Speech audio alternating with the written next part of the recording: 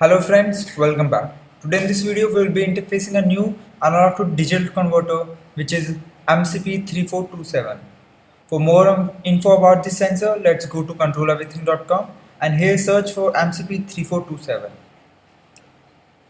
Here is our sensor. It is a 16-bit 2-channel analog to digital converter and some of its more features are mentioned here. You can also purchase this sensor from here. Today we'll be interfacing the sensor with the particle photon, and for that the main requirement is of a code. So click on resource tab and here you will find the code sample in different platforms. Click on particle code sample and you can download all the codes from here as a zip file. You can also have the codes from our GitHub repository, which is Control Everything community. Now we need some hardware for the interfacing part, so let's move to that part. In the hardware connections part, first thing we need is a particle photon, and this is an I2C shield. It is available on the website controleverything.com and you can purchase it from there. The reason we are using this is to make easy connections with other I2C devices. So gently place particle photon over the I2C shield and make a connection like this. Now to power up our particle photon, we need a micro USB cable just like this. Insert it in the power jack of the particle photon. This is our sensor MCP3427 and this here is a connecting cable. Connect the sensor with connecting cable like this, and while making connections, please make sure brown wire of the cable should be connected to the ground of the sensor, and the same rule applies to the I2C shield. With this we are done with the hardware part. Now let's move to the interfacing and working of the sensor. For the interfacing part, first of all we need to log into github.com. And here we have to search for the repository which is Control Everything community. Click on it and search the sensor MCP3427. Here is our sensor and this is the particle code. But first let's check the instructions we have to follow. We have to log into our photon and set up our device according to the steps provided at this link. Please go through this link and note down all the relevant steps and install and set up your device very carefully. After that, we have to download or get pull the code, and later we have to copy the code on this online IDE. Later we have to verify and flash the code, and code output is shown at dashboard, and this is the link for the dashboard. Now let's get back to the code. This is our particle code with .in extension. Click on it and this is the code. Firstly, in the code we have included application.h and spark wiring I2C.h header files. And we have defined the I2C address of MCP3427 here, which is 0x68. In the void setup, we have set some variables here and we have initialized the I2C communication and set baud rate of 9600 here. In the writing part, we have selected the configuration command, which is 0x10, in which we have selected continuous conversion mode, channel 1 and 12-bit of resolution. In the while loop, we have selected the data register 0x00, from which we are requesting and reading 2 bytes of data, which is ROID AC MSB and ROID AC LSB.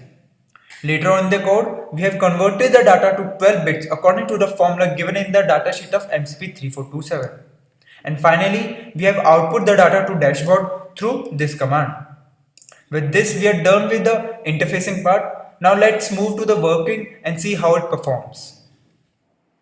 Now for the working part, first of all copy the entire particle code and then open the link build.particle.io which we have discussed in the instructions part. Here we have to create a new app with the name MCP3427. Now we have to verify and save our code. Now let's compile. It's a great work. Now flash the code. While flashing, we have to check for the magenta flash on our photon device. Now we have just confirmed our magenta flash on the device. Now let's see the output on the dashboard link. We have to open the dashboard.particle.io. Now you can see as the digital value of analog input, initially it is 0.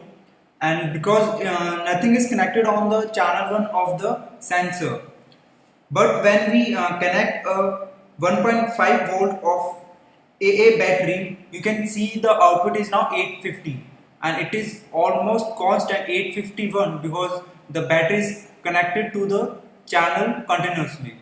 So this is how the sensor works. Now let's move to the application and features of this sensor. The sensor is a 16-bit analog to digital converter with differential inputs. It is a low noise and high accuracy 16-bit delta sigma analog to digital converter. It is the family member of MCP342X series from the microchip technology. The device can output analog to digital conversion results at rate of 15, 60 or 240 samples per second depending on the user controllable configuration bit settings. The device have two conversion modes, one-shot conversion mode and continuous conversion mode. The application includes portable instrumentation and consumer goods, temperature sensing with RTD and thermocouple, bridge sensing for pressure, strain and force, base scales and battery fuel gauges, factory automation equipment and many more like this. This sensor can be purchased from our website, that is controleverything.com. You can download the code from resource tab and after that as a zip file. Also, you can have the code from our GitHub repository, which is Control Everything Community. In the end, I would like to clear, if you have any further queries regarding the interfacing and working of the sensor, you can reach us on controleverything.com and you can also post comments on our community page. For articles and blogs on various sensors like this, you can look us on instructable.com and you can subscribe our YouTube channel for more video tutorials like this. In the end, I hope you enjoyed the video and have a good day.